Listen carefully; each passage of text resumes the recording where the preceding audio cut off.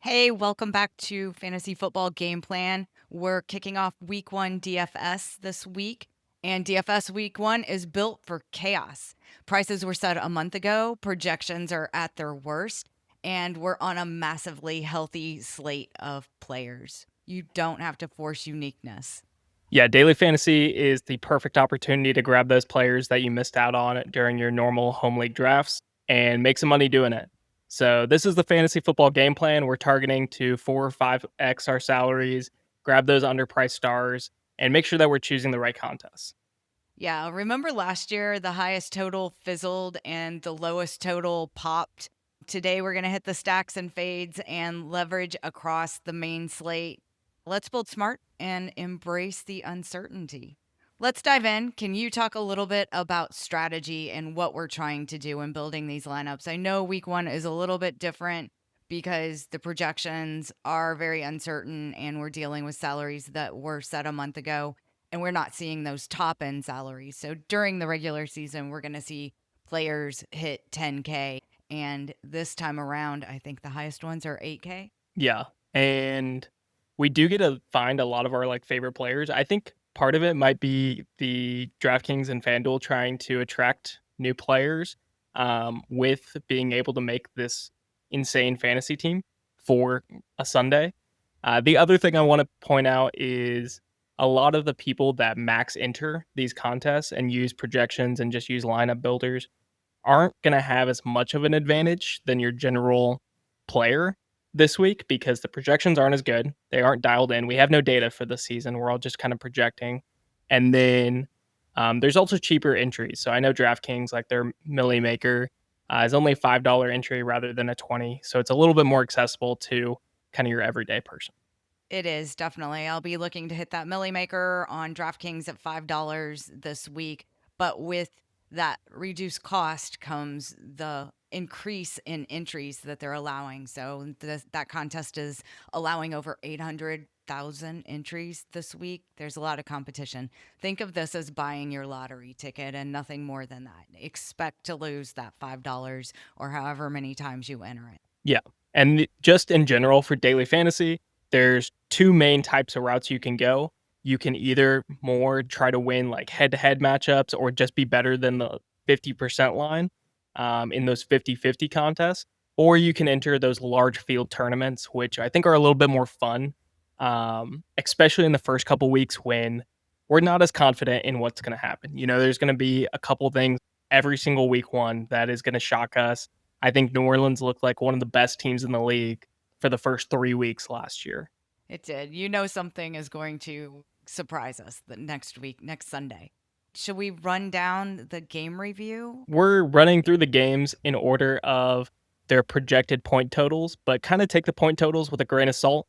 Last year, we saw the highest projected total with the Jacksonville Miami game, only scored 37 points, while the lowest point total in a New Orleans Carolina game went for 57 total points, and New Orleans scored 47 of those. So take these with a grain of salt. Vegas still hasn't figured it out exactly what's going to happen either. This is just the order of games we're going to go in. So the highest game on the slate is supposed to be Detroit at Green Bay at an over under of 49.5. Do you like that game? Yeah, initially I think I'd been kind of stuck in the offseason mindset and being like, no, I got to fade Detroit. The costs are too high and I don't think they can repeat everything they're doing last year, but I'm just kind of losing track of in a one game sample. This is still a great team and still could be one of the best offenses on a week to week basis. So, the more I looked into it, it has a bunch of green flags. It has the highest total for the week. It has the highest chance of scoring over 55 points and it has one of the highest paces of play. So these teams like to go fast. Yeah, that's definitely something that I'm always looking for is the pace of play and do I think both offenses have potential to score? And I do in this game. I think both of them are going to be airing it out if they have to. They're going to be doing whatever they need to try to make those to try to get the win. And not all teams have that ability to score. We'll get to some that don't. So in this one, I think they do. This is very unusual because you already hit on it that we don't have to like save, that we actually can take many of the players that we really like this week. Who do you like in Detroit and Green Bay? Who stands out at their price? Who do you think can like do the 4 to 5 times their salary? The one person that I've been targeting the most in this game is probably Jameson Williams. And probably a consistent theme through this episode is I want to follow the trend of the offseason and what these teams want their identity to be. Ever since last year, Detroit has said offensively they want to push the ball downfield. They've been talking up Jameson Williams. They've been talking up his usage. And so it's like, all right, go prove it. And I think we are getting a discount if they are actually true to their word. And Dan Campbell has a history of being one of the most truthful coaches. Just cut Tim Patrick. So I really like what we can get in the upside with Jameson Williams. And then I've just been struggling to find that Packers bring back and which one I want there. You're not ready to take a flyer on Golden and see how he gets used? Maybe you could He's only double stack. 49. Yeah, 4,900. Yeah.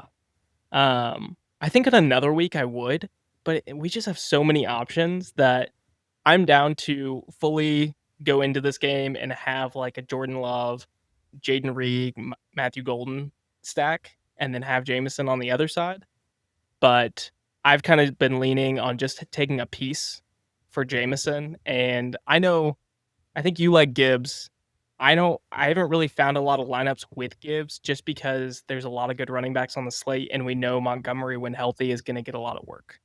Yeah, I think that's what keeps people off of Gibbs is Montgomery being there and being uncertain to how he's going to factor into this offense. But Gibbs at 7,700 is a steal because if he is running and he's got to basically hit 32 points, he could definitely do that. Um, I also like Jordan Reed at 5,400. I feel like Reed has been their go to guy.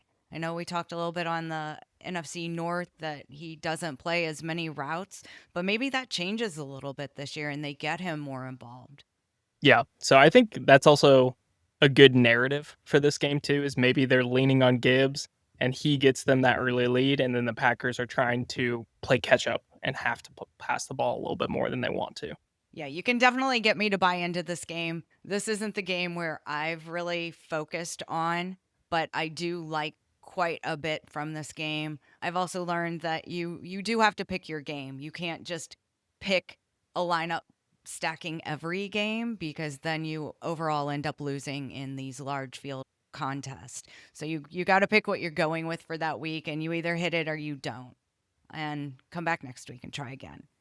Anyone else in this game, or should we move on to Tampa and Atlanta? That's about it. I haven't been taking any Amon-Ra St. Brown.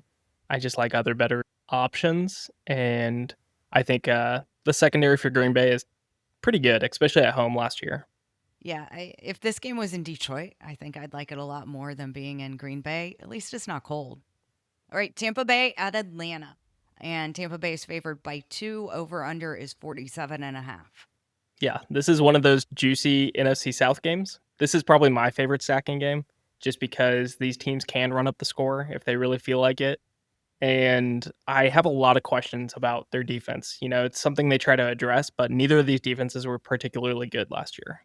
They weren't. I still have a lot of concerns over Penix. I haven't bought into Penix. I haven't bought into Atlanta. If I'm going anyone in this offense, it's going to be Bijan. I am very high on London just because so Darnell Mooney wasn't placed on IR or the pup list, but he still is questionable. And if I had to lean, I don't think he's going to play this week 1. Not the way the coaches have been speaking about this injury. And they're really shallow on the depth chart behind London. I think we saw in those 3 games sample that Penix played last year, he is willing to hyper target London. And London might like lead the league in catches this year. I kind of want to get in before the price jumps up. He's down at 6,500. So I think it is a great matchup, and I'm very excited for his potential this week. And see, for exactly all those reasons, I'm probably off of this game because I don't feel like Tampa has to cover the whole field. If they aren't that deep, if they don't have their players on the field, then they can target just London and shutting him down. And that concerns me. And their ability to score then concerns me. I like having more weapons rather than few. But when you're picking players, you do want players that are going to get all get the ball a lot and touch the ball a lot, and have the opportunity to make the play. Some Um, other note, it's kind of a similar story with the Bucks too, because the Bucks aren't going to have Godwin. They're not going to have McMillan, two wide receiver options, and also both of the blindside tackles are going to be missing this game. So Wirfs for the Bucks is going to be probably missing this game, and then McGarry on the right tackle, since Penix is a lefty, he's out for the entire season. So something to note: if either of these teams found a pass rush, we should be able to tell it week one against backup tackles. I feel like this game is going to be my dud game. We're just all expecting it. It's also supposed to be the chalk game. Everyone's going in on this one. Everyone has that logic. So for that, I've just been staying out of this. When I built my lineup, I couldn't resist Mecca Ibuka because he's kind of been my guy for the preseason, and he's super cheap. Yeah, he's at So I've been going 4,600. to him. Yeah, so I can't say no to him. But that's been it for me. What other prices do you like? Who are you stacking out of Fully, this game then? I don't know. Penix, I've not really used Penix as my quarterback because he traditionally doesn't run at all. He's just kind of a pocket passer, but I think he can support multiple options. I actually haven't been using either of the quarterbacks in this game, but I like London. I like Pitts, even as a long shot if um, Mooney were to miss because they don't really have anyone. He's going to be on the field every single play. And then I really like Bucky. I don't think Pitts can catch the ball. I I like think Bucky. maybe it's I his like year. Tampa Bay. But Yeah. Bucky is going I to be know. heavily used, and I think he's going to play a role in the passing game too, especially with those injuries to Godwin and McMillan. Well, that just means we're seeing White on the field as well. Because when they are down wide receivers, we saw it last year, then they bring in both Bucky Irving and Rashad White. Yeah, Eh, so we might see both of them. I think I just kind of want a piece of this game because we saw both times last year it go off for 66 and 57 points. I don't want to have no exposure to this game. Well, I think if it goes off, you're going to have it stacked to be in on all of it and this be your game. I'm kind of counting on a little bit more of last season where we saw, I think, only like 15 players were above 20 points week one, fantasy points. If that happens, then you really are going wide across the board and not narrow on a particular game. So if we don't have the games popping, if everything's just closer, and I'd like to, I haven't looked at the data, but I need to bring in preseason data and see if there's a tie-in to how many minutes or plays that you got during preseason to hitting that over. That's a question that I'd like to find the answer to see if what you do in preseason matters, because I feel like it does. And there are definitely teams that have bought into that being a fast start and how you hit the season. Cincinnati being one of those where we saw a lot of Joe Burrow and Jamar Chase playing in the preseason so that they were ready week one. And that's our next game. Yeah, So leading let's into go on to, Cincinnati. yeah, Cincinnati at Cleveland. All of these games, if we just reverse the who's away and who's home, I would be a lot more on the teams. But we're working our way down. Cincinnati's favored by 6. Over under is 46 and a half. I feel like this game stays closer than that. If this game is a true touchdown game, then I don't like it hitting the over because to me that means Cleveland can't score. And I honestly can't imagine Cleveland not scoring against this defense. It is a bad defense. They did change their defensive coordinator, but we kind of saw that last year. I mean, I think the last time they played, it was 2046, which I think Joe Flacco is an upgrade over whoever they were trotting out last time they played. But they did sign Hendrickson, so that answer is at least solved for Cincinnati. And I don't really like this Cleveland team. Like Flacco was the best option, but the Flacco we saw in Indy last year did not look great. And it is strength on strength where, having to go against Myles Garrett as your first NFL game is kind of brutal for Cincinnati. So we'll see if that line improved, but I can kind of see that this defense is a little bit more disruptive for Cleveland. and we are getting the under for this 46. I can definitely see storylines where that happens. Why is the Bengals defense the third most expensive defense on this slate? That seems crazy coming off of last year. Yeah, no, we'll get into some good defensive options, but I don't want either of these. I do not want my defense having to play against Jamar Chase and T. Higgins, and I do not want that Bengals defense at all. Yeah, you can definitely go on this game, but this, again, unless you're going wide and just selecting the best players from every game, and if you're going to do that, this is the week to do it, I would say. Jamar Chase, you can afford him finally. So right at 8,000, I believe. If you want an option for Cleveland, who are you looking to like either bring back? So if you're stacking up Cincinnati, who do you want from that Cleveland side? I don't know. I don't want to do anyone. I guess I'd go on Jerome Ford. I'd My go their pick would running be back. Njoku. All Njoku Oh, have, yeah, Njoku's great. yeah, Njoku was the one that I would go with there. Oh, forgetting about him. Was trying yeah. to think of all their wide receivers. Like, I You're don't like, know. they only have bad players, so it can't be Yeah. Njoku. But we saw him have And he's really good healthy. chemistry with Flacco in a couple of years ago. Flacco just hyper targeted him, and this was the 32nd team against tight ends last year. So I am happy to fire up Njoku at 4,700. All over Njoku at 4,700.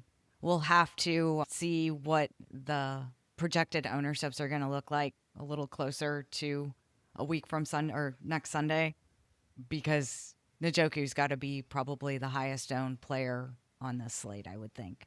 I up there for sure. Yeah. Anyone else that you like that's maybe flying under the radar? We've got Joe Burrow, Jamar Chase. We all know those. Chase Brown. I don't like Chase Brown in this game. I don't like running against the Cleveland defense, but maybe I'm giving them a little more credit than I should. Yeah, this Cleveland defense is really going to be a telltale sign and kind of a wild card for this game because 2 years ago they're one of the best defenses in the league, and then they're a bottom half defense last year with basically the exact same players, and now they're running back that defense. So it's like, which version are we going to get? I'm not feeling like positive about any of these games so far going on the over, which is kind of what has led me to taking that more wide approach to building my lineups and picking the best players from all of these. The next game up, we've got Miami at Indianapolis. Indy is favored by 2. Over under is 46.5. Is this your game? I can't say Miami and Indy bring good vibes and bring positive energy. I am kind of leaning towards this is the game that will affect the odds of which coach is most likely to be the first coach fired of the season. I know the Colts have not won their week one matchup in I think a decade now. So they finally get a home matchup. They're actually slight favorites. First, who do you think wins this game? I think Miami wins this game. Okay. And how do they do it? They do it with running backs, Achane, and I think Ollie Gordon will play a fair bit in this game. Yeah, the GM confirmed that Achane is going to be good to go for this game. So any worries about the calf, he is lacing up. He is going to be the starter, and I think he's going to have to be critical for them to pull off the win here. I think he'll have a large role, but I think they're going to use Gordon as well. Gordon's kind of a sleeper, but he's not cheap, so I haven't been really going after him. I mean, he's not expensive. He's at 4,200, but he's not like, 2,900, which given where he was on the depth chart when these prices were set, I would have expected him to have been even less given the salaries that we're seeing here. Yeah, me too. And I think a good comparison to Ollie Gordon is, or his like ceiling outcome is thinking about what Raheem Mostert did with Achane a couple of years. They were both Yeah. top 12 backs, and Mostert was getting that goal line work. He was also kind of a slasher and had breakaway potential, but Achane was that true passing back and more of the routine work between the red zone. Yeah, and if you're a Dolphins fan, this is the week to put your money on the Dolphins and just build that stack because Tua and Tyreek Hill could definitely have a good week. Add in Waddle there. I don't mind any of the Dolphin players. If the Dolphins can get up early in this game, they put the Colts at a huge disadvantage because Daniel Jones trying to catch up is not what I want to see. Also, something to note is these are two of the weaker secondaries, and they're banged up as well. So the Colts are starting the season. One of their cornerbacks and one of their safeties that they drafted to fill gaps in a pretty porous defense, both are going to miss the entire season. So we're kind of have banged up secondaries, and Miami's also battling through some injuries. So that's kind of the recipe of how we can get this shootout. We know the potential of Tyreek Hill and Waddle when they're on, and we don't have great defenses here. I'm leaning more towards Waddle. I think just with all the messaging around Tyreek Hill, he is a little banged up coming into the season. Also, I think his teammates just kind of hate him too. And he's not the future of this Dolphins organization. It's more of Waddle. So I think if they were ever to make a transition, it'd be this year and be more highlighting Waddle as that first read target. Yeah, I can definitely see that. I think I'm bringing in Ollie Gordon because of the tight end. Johnny No, leaving? Jonu's gone. Yeah. Yeah, but who's there? Darren Waller. He did get activated. Darren Waller. He's activated, but I'm almost putting Gordon kind of in that dump off role a little bit more to help out there. We'll see if I'm right. That's a shot in the dark and just a player that I've been going on and on about this preseason. Not a game that is fun. I feel like both of these coaches have lost their teams, and we're just waiting for the owners to clean house. I think a win's going to matter a lot. Winning solves everything. So it's going to feel a lot better for whichever team's going 1-0 into week 2. I really like Jonathan Taylor for the Colts. I think part of making Daniel Jones a starter is it's going to elevate Jonathan Taylor. You're saying you want to lean on this rushing game. You want to lean on your star for that offense. And then I am very curious about how Josh Downs looks week 1 and what targets he's getting from Jones. Not really enough to play him in this packed lineup, but something I'm watching for future weeks. Yeah. Okay. Well, if I'm picking anyone, I'll go Waddle with you. Not my favorite game, but it could happen. I can definitely see reason there. Going into a game, I think we are both in on. We've got Carolina at Jacksonville. Jacksonville is a 3-point favorite in a 46-point over-under. Yeah, I'm sad one of these teams is going to lose. Yeah, these are fun teams. I feel like these are the opposite of both of these have pretty good energy about them. Yes, they are on the upswing instead of the downswing. So this is one of my favorite games here. Trevor Lawrence, Brian Thomas Jr. At 6,800. The week 2, I bet he's up to 8,000 after this game. And I'm buying into him right here. Are you on both sides of this game? Who are you running it back with if you go on the Jacksonville side? I really am. And especially, I might have lineups that's a Carolina stack and then one lineup that is the Jacksonville stack. So part of that is we know defenses can change a lot in each offseason, and it's not really good to project year over year. But this was the 32nd and 31st defense. So we have both of the worst defense as of last year, and I don't think they did enough to become top half defenses. So I think we have two teams that are predicated on their offense. I think Liam Cohen's very excited to air it out with Travis Hunter and Brian Thomas Jr., and he is going to have a perfect platform against one of the worst secondaries in the league.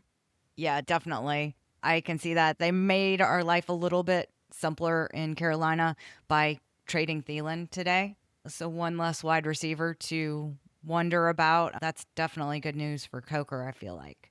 Yeah, I think Coker probably gets the biggest bump from that. It's also kind of a vote of confidence for McMillan. I don't think you would have let go of that safety blanket and that designated target if you didn't think someone was ready to step into that role.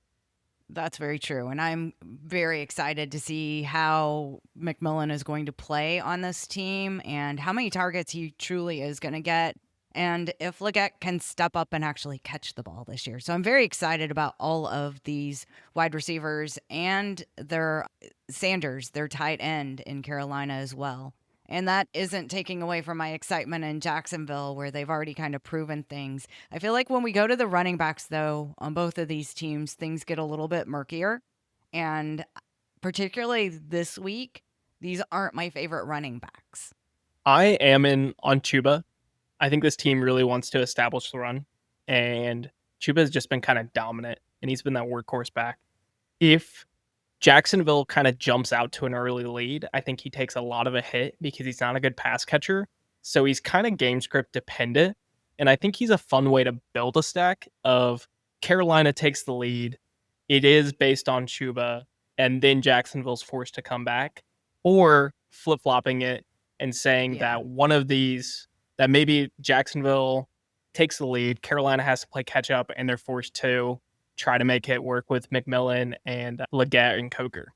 Yeah, and if you do that, then on the Jacksonville side, Trevor Etienne has a lot of value. I feel like we've heard all the buzz in preseason has been it's his ball and that we're not going Tank Bigsby or their third string running back, that it's going to Bayshall. be Etienne. Yeah, that Juton's not going to be there, that Etienne is their guy. And if there's ever going to be a week where he is their guy, it's week 1. Yeah. He's actually healthy. And like you mentioned, Jatavian Sanders is an incredible pump play at 2,900. So if you do decide to go in big with like Jamar Chase and Bucky or Bijan, if you really need to save money, you can do it with a bargain at Jatavian Sanders. Definitely. If you didn't already plug in Njoku or you want to get a little different, Sanders is a great option here. This is the game I've been using as well. So we'll see how the ownership ends up flushing out. I don't know, with 800,000 people entering a contest, I feel like it's going to be a little bit more maybe distributed. I did look back through the past couple Milly Maker winners for week 1, and they do typically include a rookie. I think every single one had at least one rookie, and some of them had multiple. So I'm curious if somehow the McMillan, Travis Hunter like game stack works out of both of the top 10 rookies. That'd be kind of interesting. That would be, particularly, I feel like they've hidden Hunter from us all preseason, at least on the offensive side of the ball. We saw him a little bit, but I'm hearing that he's going to play like 80% of the game snaps, not offensive, but game snaps, 80% of a game. That's crazy. I don't know if he can contribute the way I need him to contribute at that, at the 5,000 price if he's playing that much On in defense. this game. Yeah, on defense. And does that take away his ability to score? I'm going to trust him until proven different, but I am hoping for his sake it's one of those cooler weekends in Jacksonville. We've seen some brutal heat out there to start the season, so I'm hoping if he's playing that much, that at least start him off with like an 85-degree day down there. Yeah, that it's not too bad. Next up, we've got the New York Giants at the Washington Commanders. Washington's favored by 6. Fair enough. Over under is 45.5. This feels like the Giants want to keep this slow, and Washington feels like they haven't had enough practice to be ready to go with the whole McLaurin situation and holding out. McLaurin finally signed, but we typically see those players that hold out through the entire preseason get off to slower starts. So there's no way I'm playing him this weekend. I am interested in taking a flyer in Neighbors, especially if no one's rostering him, just because we know his talent and his potential. And I don't really trust that Washington secondary. But any other pieces you're interested in? Is Jaden at 7K interesting at all?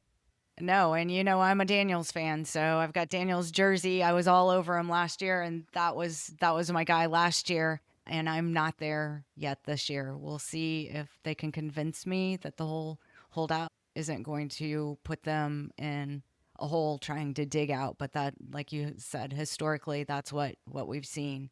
If I got my wish in this game, Russell Wilson wouldn't be playing. I'd get to see Jackson Dart, who is a lot more exciting to watch. One thing that stands out, just like looking at these options from this game, is of these top 9 options, we have 4 running backs and only 2 wide receivers. I feel like that is a game destined to hit the under, and we don't even have Bill listed as one of the running backs there either. So I think it is going to be a lot more run heavy, and I think the Giants defense might be able to take over too, at least to make it a closer game. This is an interesting game, and if I was betting this, I would take the Giants and the 6 points and go on the under here. Yeah, that's how I'm leaning. One thing I'm very curious, just in general, for week one, is they changed the kickoff rules so that we're going to see more bringbacks, or if they kick it into the end zone, I believe they start at the 30 or 35. So Yeah. last time when they moved it up, we saw an uptick in points that first week because, I mean, if you're starting closer to the goal line, it's easier to score. I'm curious too of like how much special teams is going to carry over into offense for those really good special teams. That can be interesting. We don't usually have special teams players showing up with points because you've got to get the touchdown, but I guess we could have some run backs here or something. Yeah. I don't know. Yeah, Or this is a even game I'm just staying away from. marrying those good special teams with those more touchdown dependent running backs because they're going to be closer to have more of those opportunities. How about San Francisco 49ers at the Seattle Seahawks? 49ers, no. Seahawks are favored by 2.5, and the over under is 44.5. No, the 49ers are favored. Actually, 49ers are favored. Okay. It didn't have the minus. I thought I was reading it incorrectly, but yeah. 49ers are favored. By 2.5. That's actually a little surprising to me that they're favored in Seattle. I think it's just a vote of confidence for this team. I mean, Shanahan continues to get it done. This is kind of the opposite of the Lions game for me, where I have been fully in on the 49ers in their options for fantasy drafts and taking Kittle and Pearsall and Purdy. And I just kind of have to remind myself, it's like, all right, Seahawks are a good defense. This is a one game sample. They can still have a terrible game and be good for fantasy throughout the season. They can be. And I mean, this is daily fantasy, so they can still have a good fantasy day, but not the daily fantasy day that we need them to have. And I think that's where this game kind of falls for me. I think the line and the 49ers favored is everybody cheering for CMC to come back. And we'll see what he does in this game. If you need to play him, he's the cheapest he's going to be as long as he stays healthy. So could definitely see what he's got. I will say for this wide receiver room, he might have to play a bunch because I think the only two real healthy options they have for wide receiver are Pearsall and Sky Moore that came off the street like a couple weeks ago. So Demarcus Robinson is suspended, and their other wide receivers are all banged up. Yeah, Juwan Jennings is still banged up. I thought he was going to be back, but maybe he won't be, or he won't be 100%. And then we've got to. I'm very curious to see how big of a role that Brian Robinson Jr. gets in this offense since he was just traded to them, and if that eats into CMC's role a little bit. They'd be wise for it to do that and to not run him into the ground and try to get him injured. I think we will see it more in the upcoming weeks, but I don't think Shanahan's really going to have the trust in Brian Robinson to give him serious playing time in this first week. I think he's going to be slowly worked in to kind of be a complementary role with CMC and to kind of like ease the workload for him. But Kittle is fun. I don't think Kittle's going to be highly rostered, and you know what you're getting with Kittle any week. He could catch multiple touchdowns, and he could always be a threat. I feel like this is a game of he could, and it doesn't happen. Yeah. That's where I'm going on this game and why this isn't my game. You ready to move on to, we're getting into a lot of this isn't my game now because we're getting a little bit down there. Houston at the LA Rams. Rams are favored by 2.5, over unders 44. Another two teams that I'm not super high on. And this feels like a game too that could go a lot of nowhere. I think we might get a lot of punts and a lot of sacks in this game. Houston's defense, I think, is going to be one of the best in the league. And especially with Stafford kind of limping through this preseason, who knows how he's going to be feeling ready to go for week one. We know that the Texans O-line is probably going to struggle against a really good Rams D-line. So I think we could just be getting a lot more punts than we expect from two exciting teams otherwise, but just not in this matchup. They don't match up well to give us a good product. They don't. And Houston not having Mixon is a big drawback for me. I really feel like they need that running game to be there and be strong to take that pressure off of CJ Stroud. And Nick Chubb isn't going to be able to do that, I don't think. I don't think so either.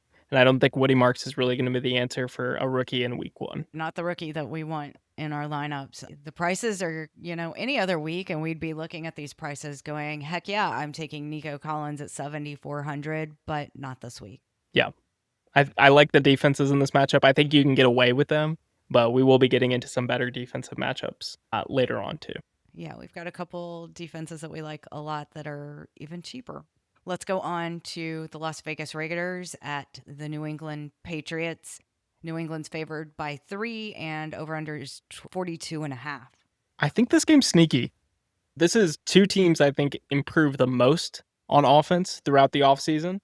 And I think Geno Smith is a huge upgrade over what the Raiders had last year. And I think the Patriots did a great job on kind of bolstering that offensive line and bringing in some more weapons for May. So I think 42.5 seems a little low. I don't think either of these defenses are going to be top half defenses.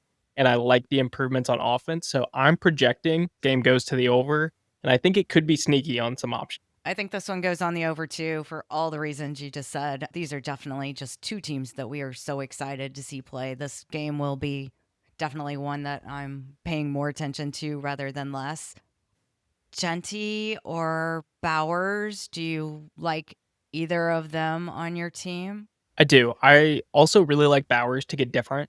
If we see on closer to next Sunday that Njoku is the move that everyone is playing, I think being able to pay up and get Bowers, especially when we have other options to go a little cheaper, go in that mid range for running back and wide receiver, and get different and get access to Brock Bowers against a team that's not that good against tight ends. I like him as well. Do you like Drake May or Geno Smith? I lean towards May. I think he's going to be involved in a lot more designated runs. We saw running be more a part of his game than I think we originally thought for him coming out of college. And he was actually very deliberate with his scrambles and picking up first downs. So that's what we like to see. If we see that progress into year 2 as he's more comfortable, he could be a great fantasy option. I originally had him as my quarterback for the week, but I've kind of taken off of just maybe I'm wrong. It is a 42.5 point over under, and maybe I shouldn't trust it week 1. I don't think he's going to kill me for not having him. So it's more of a wait and see, but that's something I'm looking for. I do like his rushing ability, and on the slate, particularly where we're missing Lamar Jackson, where we're missing Josh Allen, he is, popping up there as one of the rushing option quarterbacks. So he definitely could be the play of the week, I feel like. I've gone on to the Jacksonville to Trevor Lawrence for my lineups, but you could swing me into Drake May. The other Stephon Diggs. Yeah, Stephon Diggs. Drake May. He currently is carrying that questionable tag, but he's been practicing every single day. He's been lacing them up, and I think he's going to be fully healthy going into this week 1. If others are letting that Q scare him away, I would jump in, and 5,300 for Stephon Diggs for the number 1 option. If you actually want to stack up this game, he is a great option to pair with May. I like him. I could also toss in Hunter Henry there. We don't have his cost right here, but he's got to be down there as well. So I like him. But yeah, this is a game that I may have to reconsider because I do like New England at home. Although when we get those West Coast and East Coast, they tend to be duds and the home team tends to win. I'll keep that in the back of my head. We do have a couple really explosive rookies here too. So Travion Henderson, and for Vegas, we have Dante Thornton, their wide receiver. He is going to be a starting wide receiver for this team, even though they just brought in Cooper. He is going to be playing primarily as that second option and that other outside wide receiver with Jacoby Myers. So he does have breakaway speed, and he can take any shot to the house. And we also saw in Travion Henderson do it multiple times in preseason against other teams. And then Vegas has kind of a not intimidating rushing defense. Yeah, I really like Travion Henderson. I think as the season goes on, he is going to be one of my top picks, particularly in daily fantasy. I am super worried that while Ramondre Stevenson is healthy, that they try to share this workload. And that's probably the only thing drawing me back off of Travion Henderson. Every single year, there's that, why are we waiting? This guy's so much better than the other guy. Give him the increased workload. and we keep waiting for that breakout. And so we might be a little frustrated for the first couple weeks with Henderson. But Ramondre Stevenson does have a fumbling issue. So if that comes up, then we might see more and more Henderson. Maybe we will. And Jackson Dart's going to be the one. Why aren't we playing him that I'm going to be going on and on about this year? He was fun to watch in preseason. Let's go on to Arizona Cardinals at the New Orleans Saints. Arizona by 6, over under 42.5. We get Rattler as the quarterback finally announced, and this just stinks this whole game. It could just be a lot of the Cardinals running. I don't know that the Saints can do much of anything here. Definitely not my game. How about you?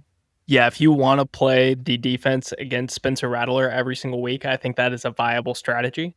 I was looking at all my projections, and especially I was bringing in like sportsbook odds of what are their implied probabilities for bringing in touchdowns. And all of the Cardinals projected super well.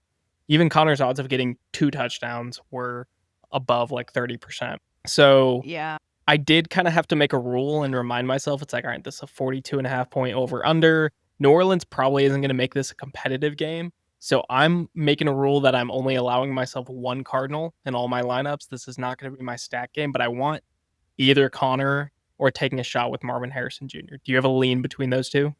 I lean towards James Conner. James Conner at 6,100 in a game that is going to be in their control just screams like he's going to be running the ball a whole lot, and he's healthy.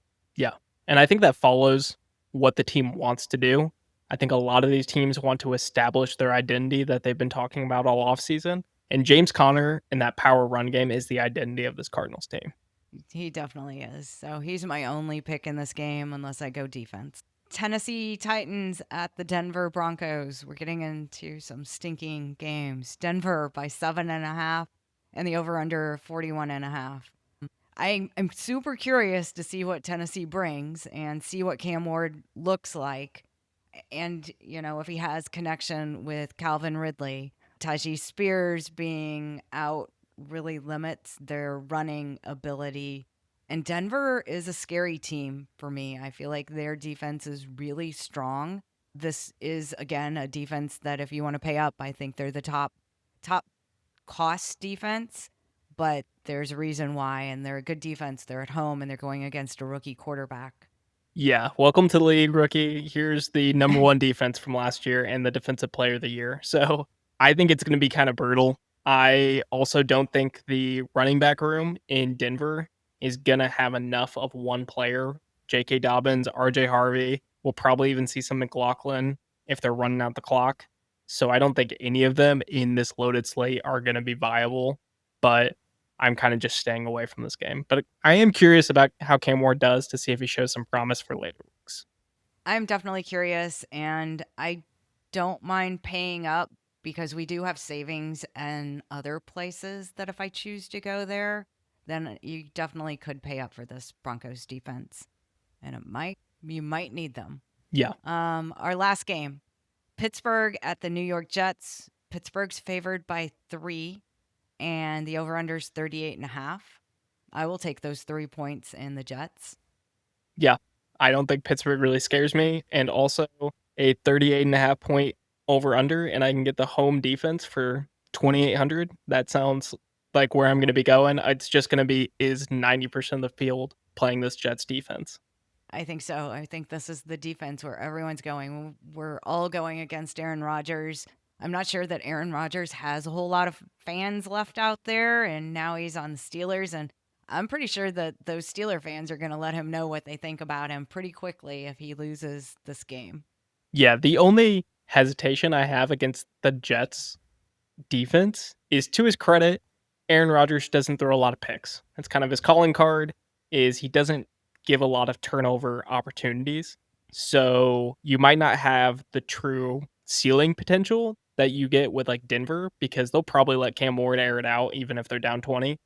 Aaron Rodgers just isn't going to make the same amount of mistakes, but in a 38.5 point over under, you can also just say, who knows what's going to happen in a given week, and that's probably your best chance. Do you like anyone for the Steelers? Do you like Caleb Johnson? I know he's been one of your guys in preseason that you have really liked. Do you like him in this game at all, or is the Jets defense shut him down? I really like Caleb Johnson as a prospect, but not in this game. I think we have too many rushing options. We're going to see multiple carries from Justin Fields, Caleb Johnson, Jalen Warren, Braylon Allen, and Breece Hall. And this game's just going to end pretty quickly. And we have two top half defenses in the league, too. Yeah, that's very true. They're going to both try to run the ball and run the clock out, and it's going to be over very quickly. All right, so let's go through kind of your favorite players and plays. Favorite quarterback or stack? Some of my favorites, I want access to that Carolina Jacksonville game. So Lawrence is one of my top options. I also am fine taking shots on those second year quarterbacks. Maybe it is Michael Penix and Drake May because I think those players have apt potential that we didn't see last year. And a true offseason may benefit them more than other players. So they could beat their projections. I'll toss in a couple more quarterback names that I do really like. I like Joe Burrow at 6,900 in that game. I think they're going to have to put up their 30 points because they can't stop even the Cleveland Browns. So I'm always going to be going Joe Burrow until that defense shows that they can stop somebody. I also like Jordan Love at 6,100. I think that the Packers could be in a very competitive game against the Lions, and they're in Green Bay. So Jordan Love's not a bad play as well. But Trevor Lawrence is probably my favorite because we both like that Carolina game. Yeah, this should be fun. And if Trevor Lawrence can even show a hint of what Baker Mayfield did and show that progression of maybe Liam Cohen is the truth and can get the best out of Lawrence, then there's some untapped potential there too. Yeah.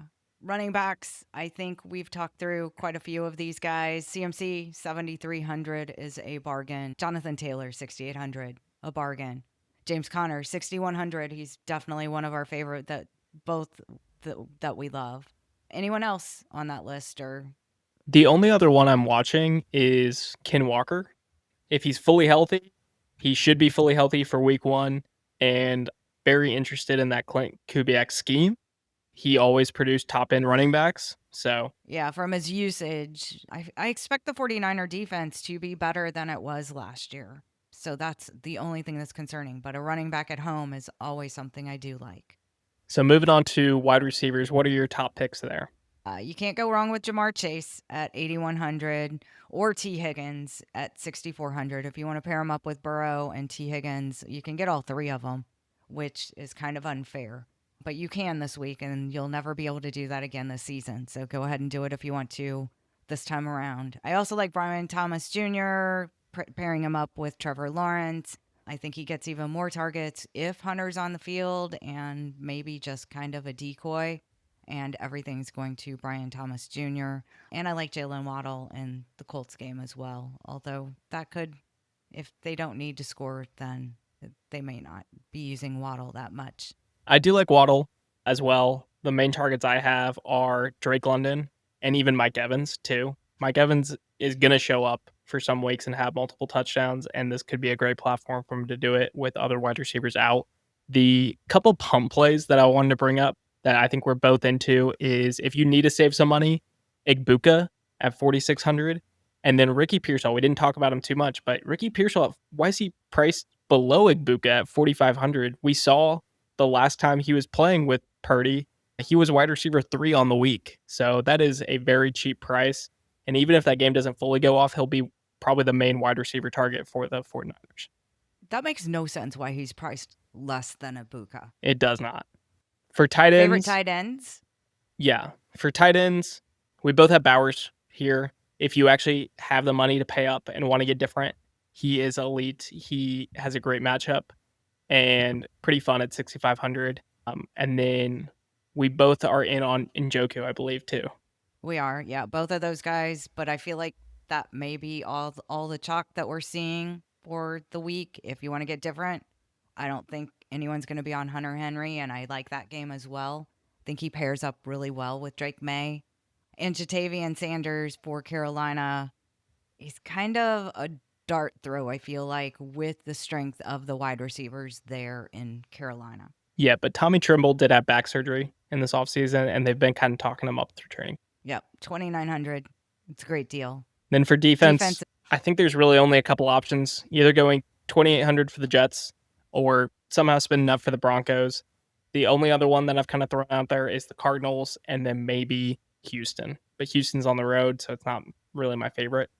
Yeah, I don't like Houston on the road. I'll let the Cardinals be on the road in New Orleans and get away with that for defense. But I really feel like you either just pay for your defense or you take the Jets, and there's really no one below the Jets that I'm interested in.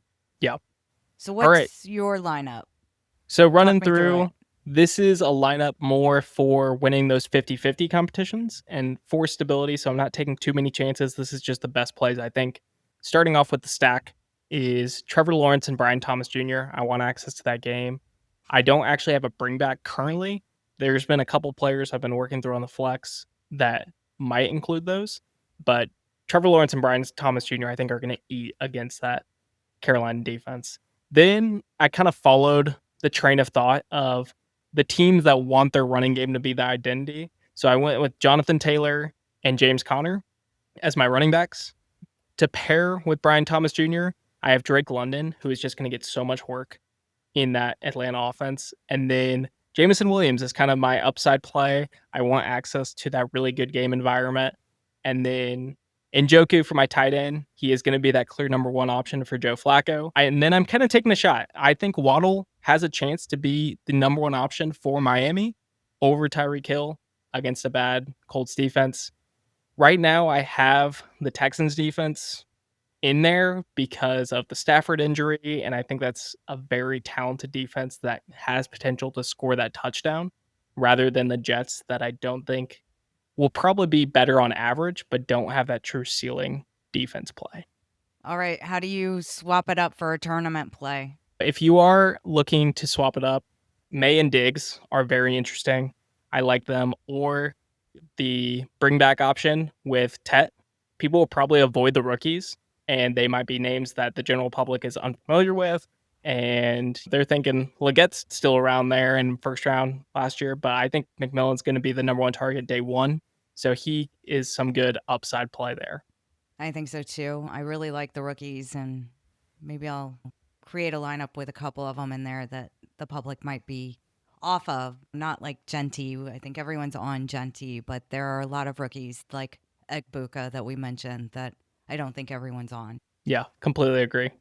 All right. Well, that's it for week one. This one got a little long. We're going to have to figure out how we like focus it in maybe next week. Week one's volatile. We had a lot of fun. I think we're just ready to talk football.